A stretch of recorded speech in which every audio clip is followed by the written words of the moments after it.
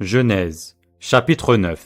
Dieu bénit Noé et ses fils, et leur dit : Soyez féconds, multipliez et remplissez la terre. Vous serez un sujet de crainte et d'effroi pour tout animal de la terre, pour tout oiseau du ciel, pour tout ce qui se meut sur la terre, et pour tous les poissons de la mer. Ils sont livrés entre vos mains. Tout ce qui se meut et qui a vie vous servira de nourriture. Je vous donne tout cela comme l'herbe verte. Seulement, vous ne mangerez point de chair avec son âme, avec son sang. Sachez-le aussi, je redemanderai le sang de vos âmes, je le redemanderai à tout animal, et je redemanderai l'âme de l'homme à l'homme qui est son frère. Si quelqu'un verse le sang de l'homme par l'homme, son sang sera versé, car Dieu a fait l'homme à son image. Et vous, soyez féconds, et multipliez, répandez-vous sur la terre, et multipliez sur elle.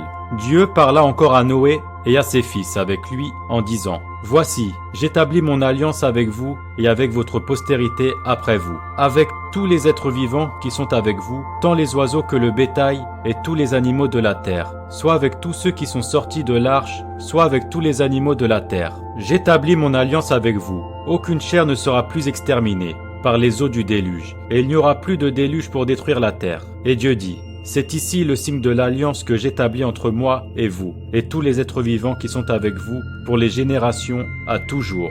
J'ai placé mon arc dans la nue, et il servira de signe d'alliance entre moi et la terre. Quand j'aurai rassemblé des nuages au-dessus de la terre, l'arc paraîtra dans la nue, et je me souviendrai de mon alliance entre moi et vous, et tous les êtres vivants, de toute chair, et les eaux ne deviendront plus un déluge pour détruire toute chair. L'arc sera dans la nue, et je le regarderai pour me souvenir de l'alliance perpétuelle entre Dieu et tous les êtres vivants, de toute chair qui est sur la terre. Et Dieu dit à Noé : Tel est le signe de l'alliance que j'établis entre moi et toute chair qui est sur la terre. Les fils de Noé qui sortirent de l'arche étaient Sem, Cham et Japheth. Cham fut le père de Canaan. Ce sont là les 3 fils de Noé, et c'est leur postérité qui peupla toute la terre.